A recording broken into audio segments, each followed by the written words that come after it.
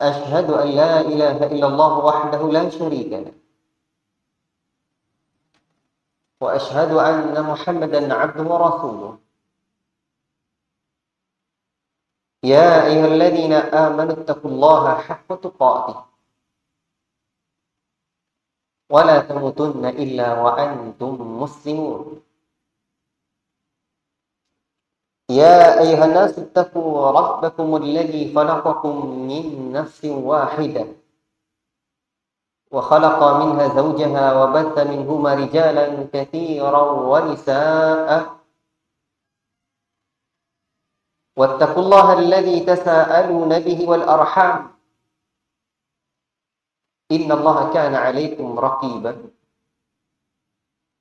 يا أيها الذين آمنوا اتقوا الله وقولوا قولا سديدا يصلح لكم أعمالكم ويغفر لكم ذنوبكم ومن يطع الله ورسوله فقد فاز فوزا عظيما أما بعد فإن أصدق الحديث كتاب الله وخير الهدي هدي محمد صلى الله عليه وسلم وشر الأمور محدثاتها وكل محدثة بدعة وكل بدعة ضلالة وكل ضلالة في النار. Para talabatul ilmi sekalian yang dirahmati oleh Allah Subhanahu wa taala dan disayangi Rasulullah sallallahu alaihi wasallam.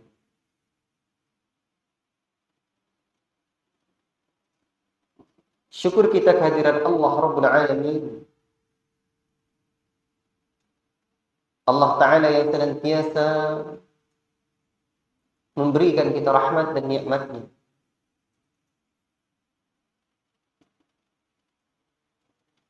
Sehingga insyaallah Ta'ala hanya hitungan menit lagi. Tepatnya enggak sampai 1 jam. Insyaallah Ta'ala kita akan berbuka. Betul? Sudah lapar? Baik. Lapar tidak, tapi dah letih ya. Namun ingatlah,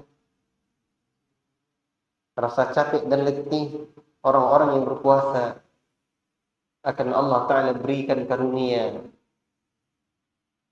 Lis-shaimi farhatan.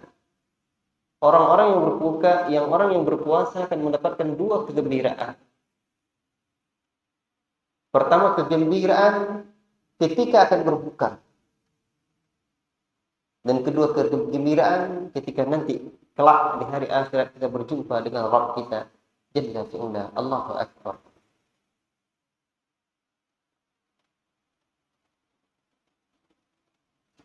Menjelang berbuka ini, kita sengaja buat daras dalam silsilah rangkaian durus tarbawiyah, kajian-kajian tentang pendidikan. Dan insyaallah ta'ala beberapa menit ke depan kita membahas satu tema. Untuk apa kita dididik? Ambil ikat itu. Ustaz mau pasang zoom. Untuk pasang zoom. Okay. Mau hendak pasang zoom.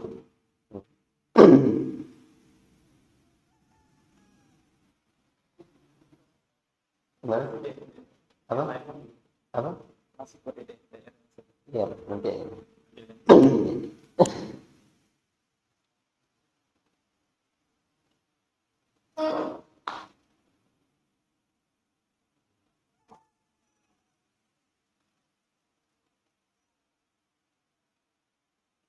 Ikhwan fillah barakallahu fiikum.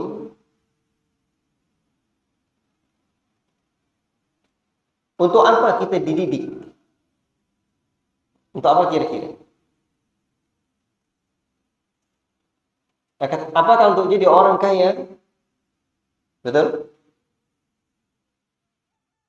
Betul atau salah? Betul ya? Kaya apa? Apa kita dididik untuk jadi orang kaya? Kaya hati. Ahsanta. Bagus semua. Dia jawab betul, tapi dia selamatkan jawabannya untuk jadi orang yang kaya hati. Barakallahu fiik. Para talabatul ilmi yang dirahmati oleh Allah Subhanahu wa taala.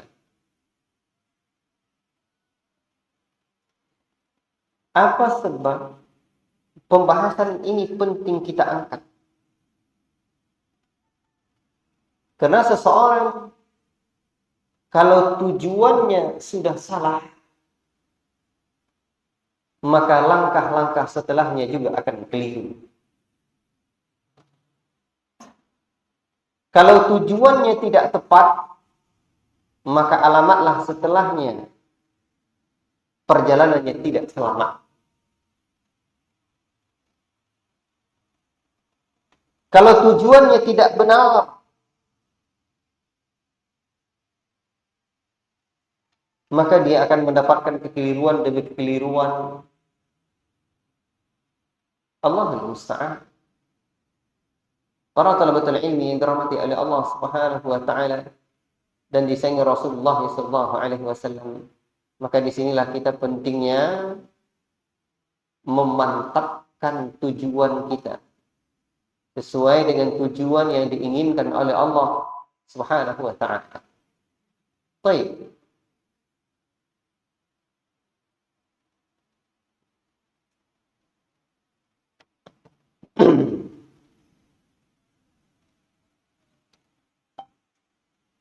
Di dalam pendidikan mesti punya konsep. Mesti punya konsep. Dan sebuah konsep pendidikan minimal harus ada 4 hal. Yang pertama, adanya tujuan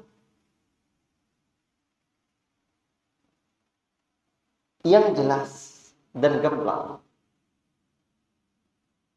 Jika dia pada lembaga pendidikan, maka disebut visi. Tujuan akhir sebuah lembaga pendidikan itu. Dan visi biasanya dirancang dalam waktu yang sekian lama, sekian panjang. 25 tahun ke depan, sekolahnya mau jadi apa? Pesantrennya mau bagaimana? Pondoknya mau jadi apa? Itu disebut visi. Jika tujuannya untuk melahirkan santri, nanti santri saya tamat kelas 7 jadi begini, maka disebut dengan standar kompetensi lulusan. Makanya standar kompetensi lulusannya apa? Baik. Para talabatul ilmi yang dirahmati oleh Allah Subhanahu wa taala dan disayangi Rasulullah sallallahu alaihi wasallam, itu yang pertama tujuan. Yang kedua yang harus ada itu adalah kurikulum atau program itu. Programnya apa? Baik. Atau kurikulum itu. Kurikulumnya apa? Kurikulum kalau visi maka membutuhkan misi. Cara untuk mencapai tujuan akhir yang disebut visi itu bagaimana? Itulah misi. Sekarang, standar kompetensi lulusan. Itu kurikulumnya, cara untuk mencapainya seperti apa? Bagaimana metodenya, bagaimana materinya, itulah yang disebut dengan kurikulum. Poin. Materinya apa? Itu disebut dengan kurikulum. Poin itu. Yang ketiga ada programnya. Seperti apa programnya? Dan yang keempat baru evaluasinya bagaimana. Mengevaluasinya itu harus selaras dengan tujuan awalnya. Kalau tujuan awalnya adalah untuk mendapatkan legalitas atau kemudahan bisa nyambung kuliah di perguruan tinggi negeri. Maka mengevaluasinya juga dilihat alumninya seperti apa. Sudah banyak enggak yang lulus perguruan tinggi negeri? Atau mau kuliah? Baik. Ketika tidak banyak yang lulus, atau lulus tidak banyak yang lulus di luar negeri, hanya banyak lulus di apa? Lulus jadi pekerja biasa saja, jadi targetnya tidak tercapai. Baik. Ini disebut dengan konsep pendidikan. Para talabatul ilmi yang dirahmati oleh Allah Subhanahu wa taala. Tujuan pendidikan kita. Dan kita adalah orang-orang yang beriman, mukmin. Orang mukmin ini ada bimbingan Allah Rabbul Alamin. Ikhwah fillah barakallahu fikum. Ada sebuah artikel yang ditulis oleh Buya Muhammad Nasir rahimahullahu taala dan dibukukan di dalam kumpulan karya beliau yang dikasih judul dengan Capita Selecta. Buya Muhammad Nasir adalah seorang pahlawan di negeri ini yang banyak jasanya. Bahkan terhadap dakwah tauhid ini di negeri ini juga beliau punya andil, terlepas dari kehilafan dan kekurangannya. Ikhwati fillah barakallahu fikum.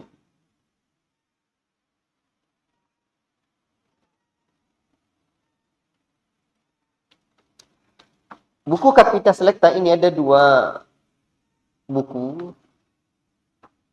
Di bagian buku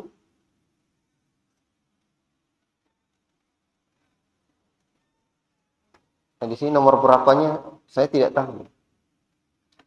Ada satu judul bagian yang ke-11 ideologi pendidikan Islam.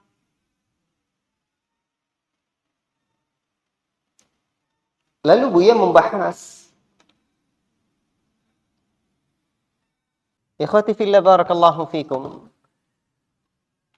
Buya Muhammad Nasir rahimahullahu taala membahas dalam artikel ideologi pendidikan Islam ini sejak dari halaman 77 sampai halaman 85. Ya. Dan di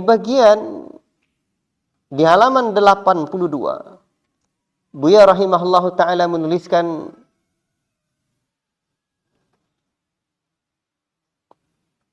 tujuan pendidikan Islam itu. Apakah tujuan yang akan dituju oleh didikan kita? Sebenarnya tidak pula dapat dijawab sebelum menjawab pertanyaan yang lebih tinggi lagi. Yaitu apakah tujuan hidup kita di dunia ini? Ajib. Saya ulangi lagi.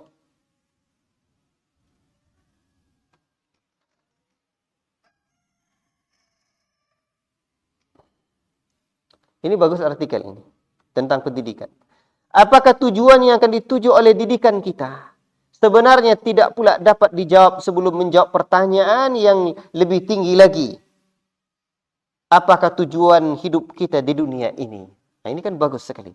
Apakah tujuan kita hidup di dunia ini? Masya Allah. Baik.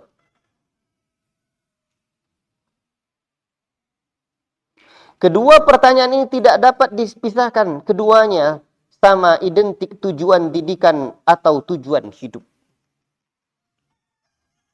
Quranul Hakim menjawab pertanyaan ini begini.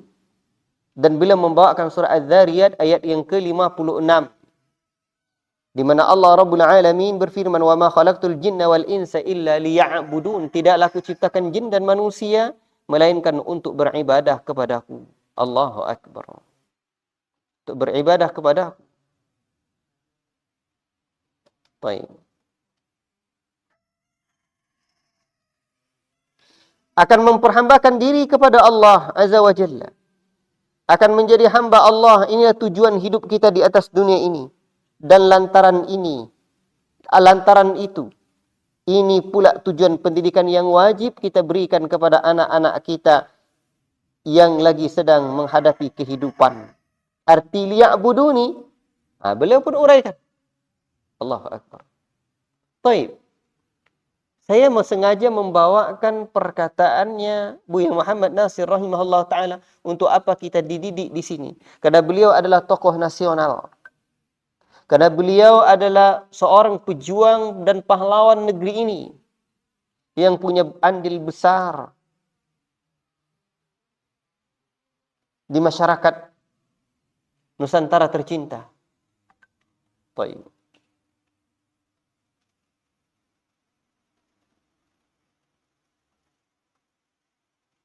Baik.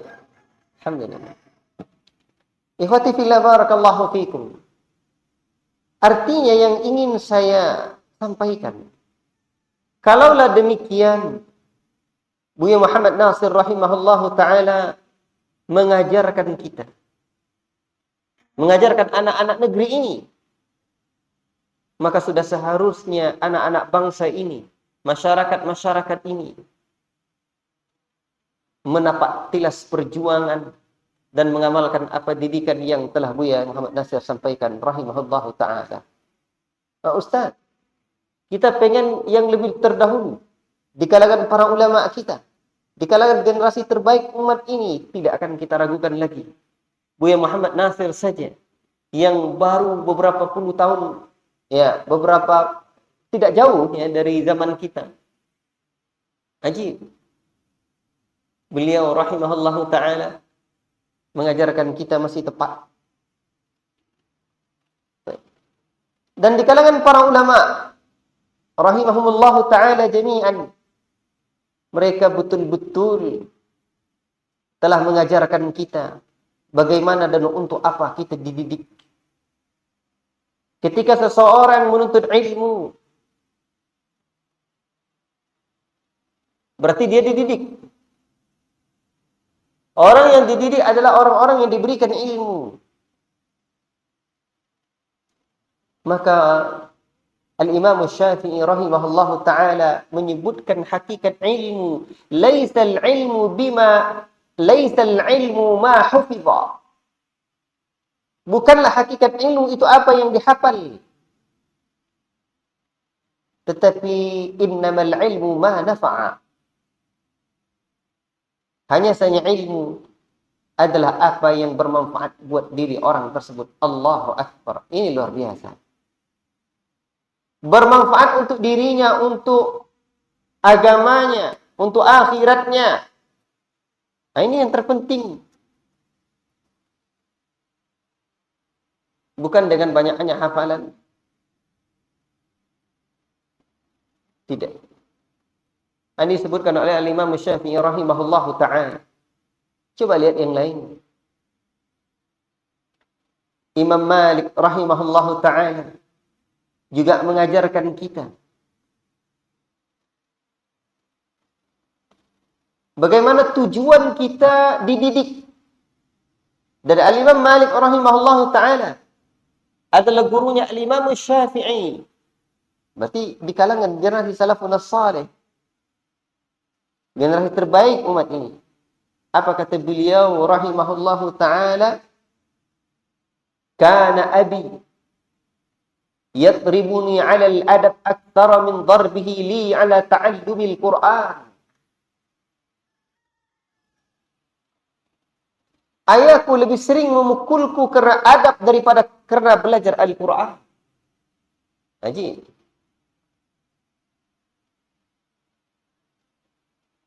Makanya kalau dilihat dari pengajaran generasi salafun as-salih, apakah boleh memukul? Boleh.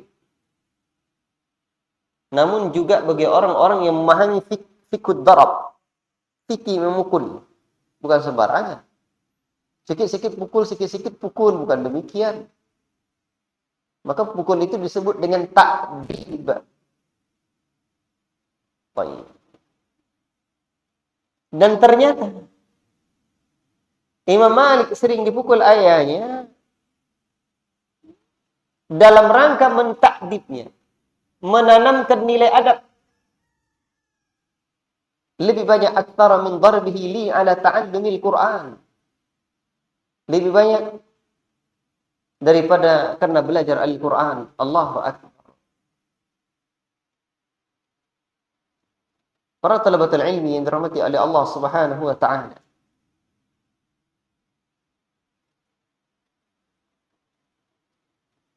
Al-Imam Ibnu Qayyim rahimahullahu taala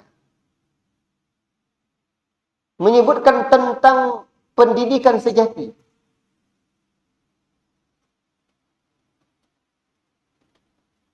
Kata beliau, semoga Allah taala merahmatinya, at-tarbiyatul haqiqiyyah, pendidikan yang hakiki, hiya allati tu'allimul 'abda, yang mengajarkan seorang hamba kaifa ya'budu rabbahu 'ala basiratin, bagaimana seseorang beribadah kepada Rabb-nya di atas ilmu yang jelas. Jadi para talabatul ilmi yang dirahmati oleh Allah Subhanahu wa taala, untuk apa kita dididik? Untuk menjadi hamba Allah. Karena ini tujuan kita diciptakan. Bahkan tujuan kita diciptakan dalam surah Az-Zariyat yang ayat yang ke-57-nya apa? Coba. Silakan. Baca ayat yang ke-57-nya. Tadi sudah Ustaz sebutkan ayat yang ke-56-nya. Wa ma khalaqtul jinna wal insa illa liya'budun. Sekarang coba ayat yang ke-57-nya apa? Tafadhal. Silakan Ustaz. Tafadhal. Diawali dengan ma uridu minhum.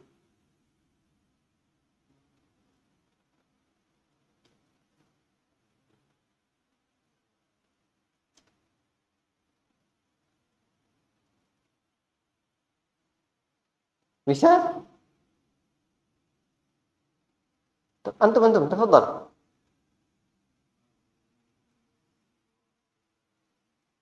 Ma uridu minhum min rizqi. Terus wa ma uridu ay yut'imuni. Yang aku harapkan dari mereka bukan agar mereka memberiku rizki dan tidak pula memberiku makan.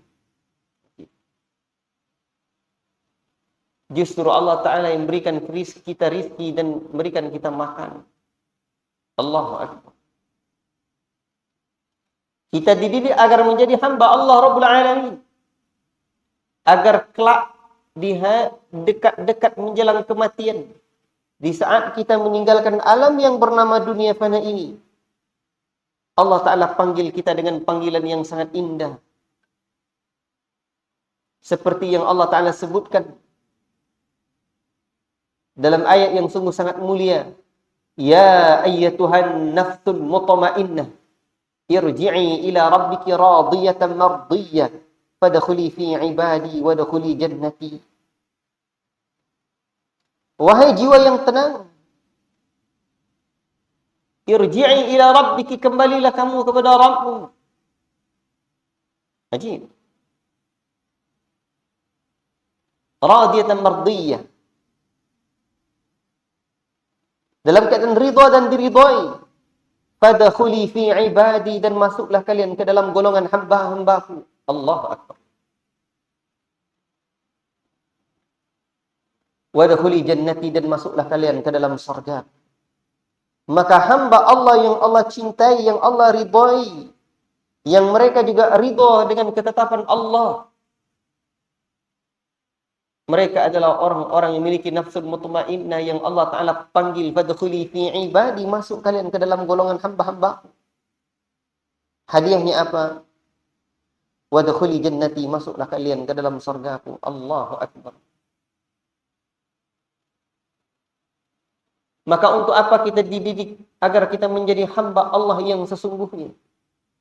Karena kampung kita yang sesungguhnya, tempat kita kembali kita setelah hidup di alam yang bernama dunia fana ini adalah akhirat. Semoga kita tepat balik ke kampung halaman nenek moyang kita. Di mana kampung nenek moyang kita? Hah? Di saat orang-orang Lebaran banyak pengen balik kampung. Ya, sah dan wajar-wajar saja. Rindu dengan kampung. Tapi ingatlah, di mana ada kampung halaman kita yang hakiki, dan itulah kampung halaman nenek moyang kita yang sesungguhnya, Adam dan Hawa, sorga Allah. Ketika kita berada dalam bulan Ramadan ini, kita akan mendapatkan sebuah tarbiyah Ramadaniyah, tarbiyah imaniyah yang luar biasa.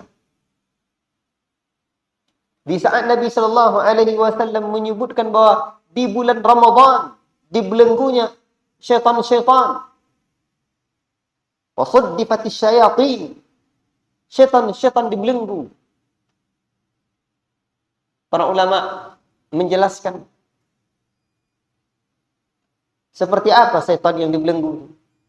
Ada yang menyebutkan maradatul jin, induk-induk besarnya. Pembesar-pembesar di kalangan jin itu yang dibelenggu, yang kecil-kecilnya tidak. Taib.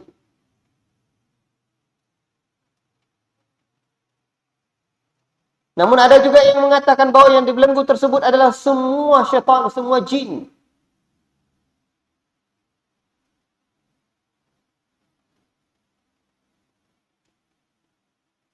Kalau kan berdasarkan pendapat ini, timbul pertanyaan. Lalu kenapa ada kemaksiatan dalam bulan Ramadan? Kalau syaitan dibelenggu, kenapa masih ada kemaksiatan-kemaksiatan dalam bulan Ramadan? Ikhwati fillah barakallahu fikum. Maka para ulama pun menjawab, syaitan memang dibelenggu.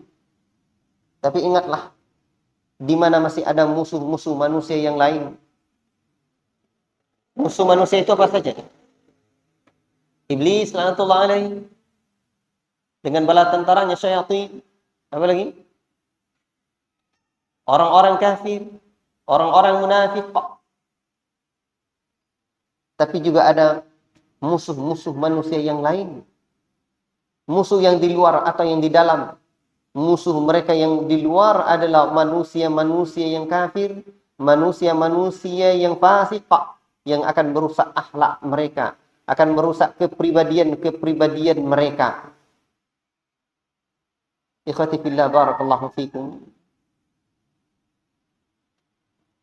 Dan ada musuh yang kedua lagi, yang di dalam diri mereka. Apa itu? Hawa nafsu. Dan hawa nafsu ini berbahaya. Di mana Allah Rabbul Alamin menyebutkan innan nafsa la'ammaratum bis-su. Sesungguhnya hawa nafsu itu senantiasa memerintahkan untuk melakukan keburukan. Maka nafsu, ketika para ulama menjelaskan maknanya, menjelaskan macam-macamnya, ada yang nafsu yang disebut dengan nafsu ammarah, yang senantiasa memerintahkan untuk berbuat buruk, buatlah kalian tahu ini. Maka nafsu yang sebelum Ramadan tidak terdidik, walaupun dalam bulan Ramadan setan dibelenggu, jika ikut pendapat semua setan dibelenggu, maka hawa nafsu inilah yang senantiasa masih ada di bulan Ramadan, namun lebih mudah untuk dididik. Jika dididik dengan baik, maka jadilah dia nafsul lawwamah. Nafsul lawwamah itu nafsu yang berbolak-balik. Kadang berbuat baik, kadang berbuat buruk. Nanti ketika setelah berbuat buruk, dia sedih lagi, menyesal lagi. Tapi juga sudah ada kebaikan. Namun tarbiyah Ramadaniyah, pendidikan Ramadan, mendidik kita agar mendapatkan nafsul mutmainnah. Yang dari awalnya nafsu la'ammaratum bis-su, senantiasa menyeru untuk melakukan keburukan, maka dengan tarbiyah Ramadan, maka kita akan mendapatkan nafsul mutmainnah. Paham itu? Berarti tujuan kita dididik Sama dengan tujuan Allah Ta'ala menciptakan kita. Dan sekarang kita berada pada bulan Ramadan.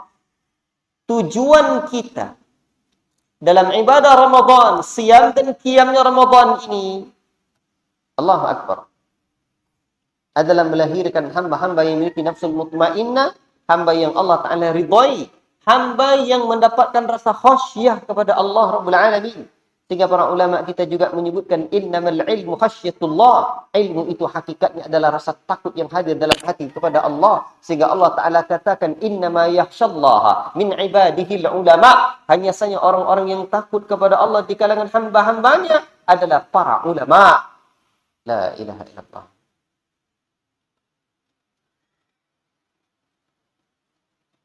Untuk apa kita dididik? Untuk menjadi hamba Allah yang dalam hati hamba-hamba Allah itu ada rasa takut kepada Allah, ada rasa cinta yang mendalam kepada Allah, ada kerinduan yang mendalam kepada Allah, agar kelak dia bisa berjumpa dengan Allah di hari akhirat kelak, di hari akhirat yang penuh dengan kenikmatan. Itu saja. Maka antum dididik di pesantren untuk menjadi hamba Allah. Bukan mau jadi orang kaya, bukan mau jadi orang terkenal. Dan hati-hati niat. Niat menuntut ilmu agama ini bahaya. Apabila tidak lurus, maka ini sangat berbahaya sekali. Ingatlah di mana Nabi Shallallahu Alaihi Wasallam menyebutkan, man ta'allama ilman mimma yubtawa bihi wajhullah, la yata'allamuhu illa aradan bihi minad dunya. Lam yajid arfal jannati yaumal qiyamah. Barang siapa yang menuntut ilmu yang seharusnya dia mencari wajah Allah, tapi sayang dia mencari sesuatu yang hina dari dunia ini. Mimma yubtagha bihi wajhullah la yata'allamuhu. Dia tidak mempelajarinya illa liyusiba bihi aradan minad dunya. Dalam riwayat Abu Dawud itu disebutkan illa liyusiba bihi aradan minad dunya, melainkan untuk mendapatkan sesuatu yang hina dari dunia ini. Lam yajid arfal jannati yaumal qiyamah. Di hari akhirat kelak dia tidak akan mencium bau surga. La ilaha illallah. Maka antum luruskan niat siapapun. Kalaupun nanti kuliah di sana ada ijazah dan gelar, hei, hati-hati. Apakah tujuan hatimu semata-mata mendapatkan gelar? Agar engkau dipandang dan dipuji.